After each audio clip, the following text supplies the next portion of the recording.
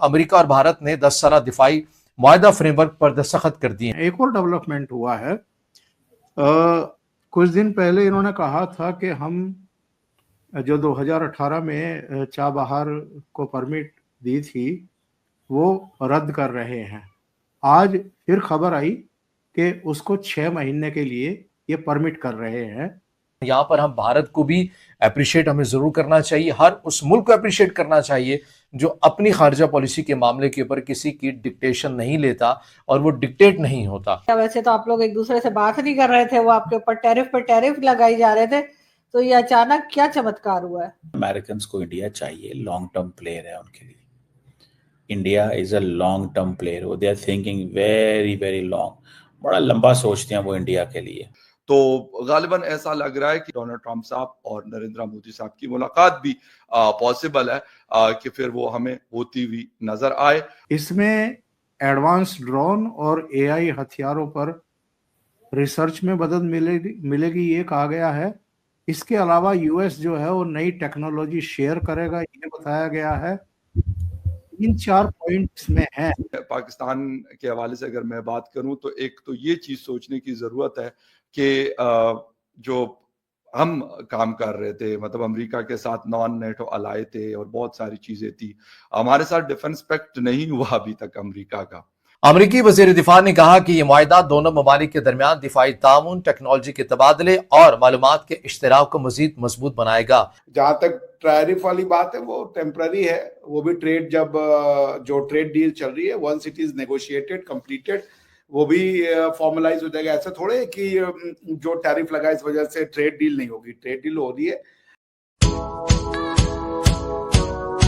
वैसे तो आप लोग एक दूसरे से बात नहीं कर रहे थे, वो आपके ऊपर टैरिफ पर टैरिफ लगाई जा रहे थे, तो ये अचानक क्या चमत्कार हुआ है? नहीं, वो तो कोई चमत्कार तो मैं इसको कहूंगा नहीं, it was always on card, क्योंकि ये तो बाई पार्टीशन था। वो देखिए जो ट्रम्प साहब कर रहे हैं वो एडहॉक है, वो कोई परमानेंट रिलेशनशिप को फाउंडेशन देने वाले प्रिंसिपल्स को वो अटैक नहीं कर रहे हैं। उनका एक अपना अंडरस्टैंडिंग है ट्रेड को लेकर के, वो उसके ऊपर अटैक करे। बाकी दिनों में दोनों कंट्रीज के बीच में दोनों कंट्रीज के बीच में एक अंडरस्टैंडिंग है कि we both want a free society, we want democracy, we want free economy, free market, तो वो हम उस पे हैं।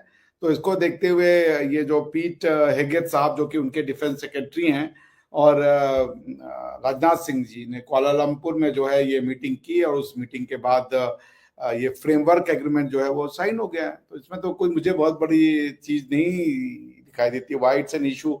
जहां तक टैरिफ वाली बात है वो टेम्पररी है, वो भी ट्रेड जब जो ट्रेड डील चल रही है once it is negotiated completed वो भी फॉर्मलाइज हो जाएगा। ऐसा थोड़े कि जो टैरिफ लगा इस वजह से ट्रेड डील नहीं होगी, ट्रेड डील हो रही है, उस पे जल्दी ही कोई ना कोई जिसे कह लीजिए एग्रीमेंट होने की संभावना है। और अभी जो क्या नाम है हमारे पीयूष गोयल साहब जो कॉमर्स मिनिस्टर हैं, वो यू में थे अभी और उन्होंने वहां बेल्जियम में शायद वो मीटिंग थी, मैं भूल रहा हूँ वो कहाँ पे था, वहां उन्होंने भी कहा कि we don't do deal with a gun on our head and as usual so we don't do deal with gun on our head. और जैसे ही ट्रम्प साहब धीरे धीरे रियलिस्टिक होंगे ट्रेड डील भी हो जाएगी और ये जो टैरिफ वाला इश्यूज है it will be a back burner. India और अमेरिका के रिश्ते बहुत प्रगाढ़ हैं, बहुत गहरे हैं।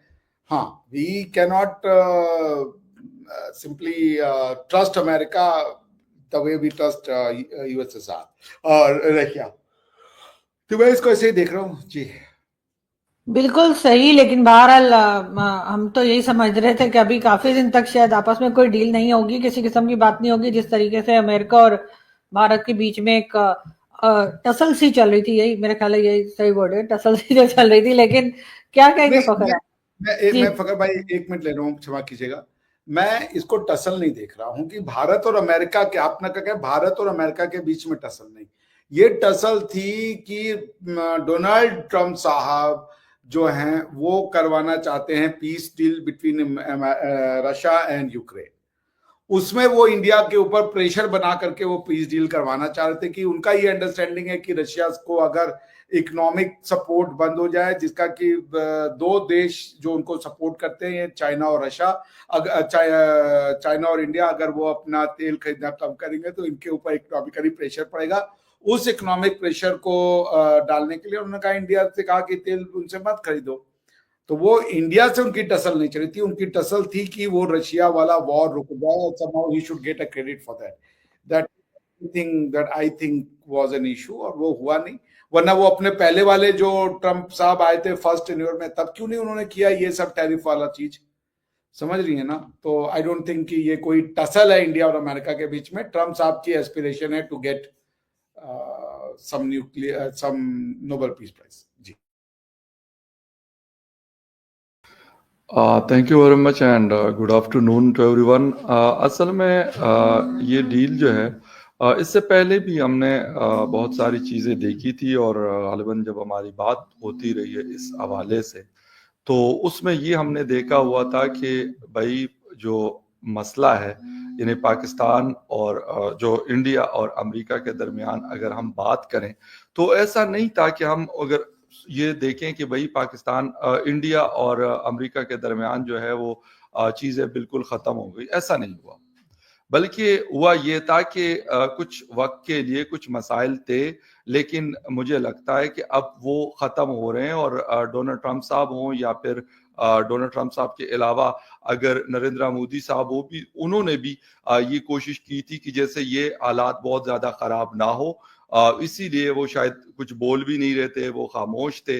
और उसके बाद ये जो डिफेंस डील है दोनों के दरमियान हुई, और मेरे ख्याल में हो सकती थी, बट ये फॉर 10 ईयर्स है ये मतलब डील, जो पाकिस्तान में लोग समझ रहे थे या जो हमारे यहाँ कहा जा रहा था कि जी ये तो बिल्कुल ही कोई चीज खत्म हो गई, तो ऐसा नहीं था।